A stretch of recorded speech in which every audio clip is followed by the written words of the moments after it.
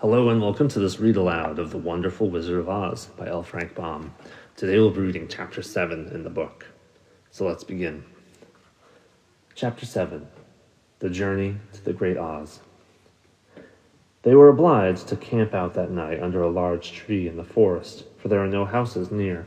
The tree made a good, thick covering to protect them from the dew, and the Tin Woodman chopped a great pile of wood with his axe, and Dorothy built a splendid fire that warmed her and made her feel less lonely. She and Toto ate the last of their bread, and now she did not know what they would do for breakfast. "If you wish," said the lion, "I will go into the forest and kill a deer for you. You can roast it by the fire, since your tastes are so peculiar that you prefer cooked food. Then you'll have a very good breakfast." "Oh, don't, please don't," begged the Tin Woodman. "I should certainly weep if you killed a poor deer, and then my jaws would rust again." But the lion went away into the forest, and he found his own supper, and no one ever knew what it was, for he didn't mention it. The Scarecrow found a tree full of nuts and filled Dorothy's basket with them, so that she would not be hungry for a long time. She thought this very kind and thoughtful of the Scarecrow, but she laughed heartily at the awkward way in which the poor creature picked up the nuts. His padded hands were so clumsy and the nuts were so small that he dropped almost as many as he put in the basket. But the Scarecrow didn't mind how long it took him to fill the basket, for it enabled him to keep away from the fire, as he feared a spark might get into a straw and burn him up.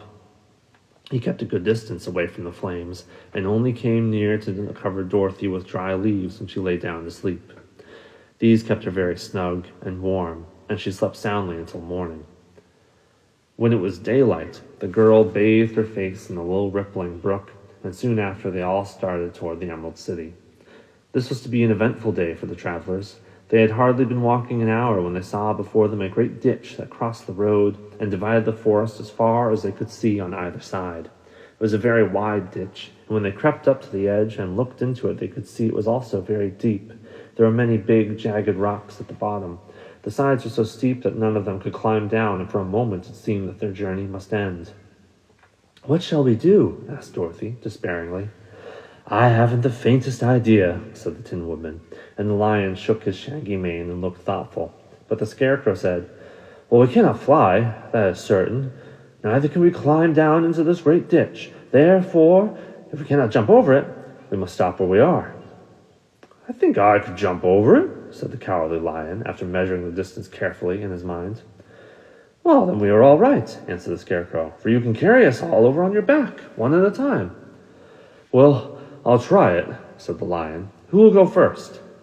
"I will," declared the Scarecrow, "for if you found that you could not jump over the gulf, Dorothy would be killed, or the Tin Woodman badly dented on the rocks below. But if I'm on your back, it won't matter so much. The fall won't hurt me at all." "Well, I'm terribly afraid of falling myself," said the cowardly lion, "but I suppose there's nothing to do but try it. Get on my back, we'll make the attempt." The Scarecrow sat upon the lion's back, and the big beast walked to the edge of the gulf and crouched down. "Why don't you run and jump?" asked the Scarecrow. "Oh, because that isn't the way we lions do these things," he replied. Then, giving a great spring, he shot through the air and landed safely on the other side.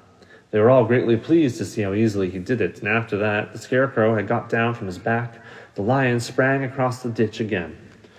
Dorothy thought that she would go next, so she took Toto in her arms and climbed on the lion's back, holding tightly to his mane with one hand.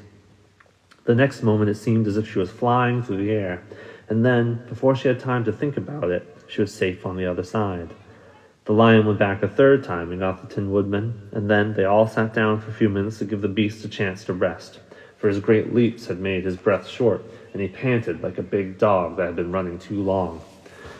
They found the forest very thick on its side, and it looked dark and gloomy. After the lion had rested, they started along the road of yellow brick, silently wondering, each in their own mind, if ever they would come to the end of the woods and reach the bright sunshine again. To add to their discomfort, they soon heard strange noises in the depths of the forest, and the lion whispered to them that it was in this part of the country that the Kaladas lived.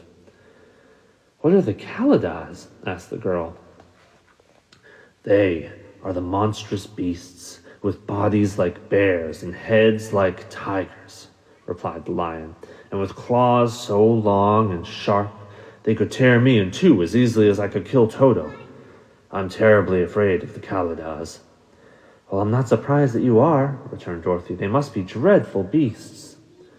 The lion was about to reply when suddenly they came to another gulf across the road, but this one was so broad and deep that the lion knew at once that he could not leap across it.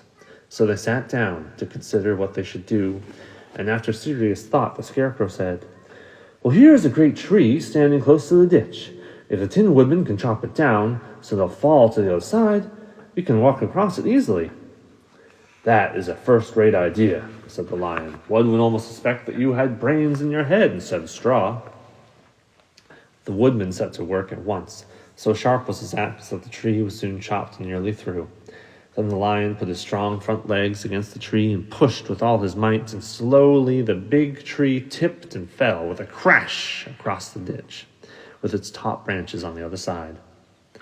They had just started to cross this odd bridge when a sharp growl made them all look up, and to their horror they saw running toward them 2 great beasts with bodies like bears and heads like tigers. "They're the Kaladas," said the cowardly lion, beginning to tremble. "Quick," said the Scarecrow, "let's cross over." So Dorothy went first, holding Toto in his arms. The Tin Woodman followed, and the Scarecrow came next. The lion, although he was certainly afraid, turned to face the Kaladas, and then he gave so loud and terrible a roar that Dorothy screamed, and the Scarecrow fell over backwards, while even the fierce beast stopped short and looked at him in surprise.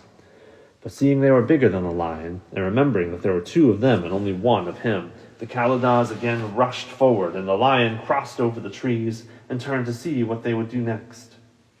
Without stopping an instant, the fierce beasts also began to cross the tree, and the lion said to Dorothy, "We are lost. They'll surely tear our pieces with their sharp claws. Stay close behind me. I'll fight them as long as I'm alive." "Well, wait a minute," called the Scarecrow. He had been thinking what was best to be done, and now he asked the woman to chop away the end of the tree that rested on their side of the ditch. The Tin Woodman began to use his axe at once, and just as the 2 Kaladas were nearly across, the tree fell with a crash into the gulf, carrying the ugly, snarling brutes with it, and both were dashed to pieces on the sharp rocks at the bottom. "Well," said the cowardly lion, drawing a long breath of relief, "I see we're going to live a little while longer. I'm glad of it, for it must be a very uncomfortable thing not to be alive. Those creatures frightened me so badly, my heart is beating yet." "Ah," said the Tin Woodman sadly, "I wish I had a heart to beat." This adventure made the travelers more anxious than ever to get out of the forest. They walked so fast that Dorothy became tired and had to ride on the lion's back. To their great joy, the trees became thinner and further they advanced, and in the afternoon they suddenly came upon a broad river, flowing swiftly just before them. On the other side of the water, they could see the road of yellow brick, running through a beautiful country, with green meadows dotted with bright flowers, and all the roads bordered with trees hanging full of delicious fruits. They were greatly pleased to see this delightful country before them. "How shall we cross the river?" asked Dorothy. "Well, this is easily done," replied the Scarecrow. "Tin Woodman must build us a raft so we can float to the other side." So the Woodman took his axe and began to chop down small trees to make a raft. While he was busy at this, the Scarecrow found on the river bank a tree full of fine fruit. This pleased Dorothy, who had eaten nothing but nuts all day. She made a hearty meal of the ripe fruit.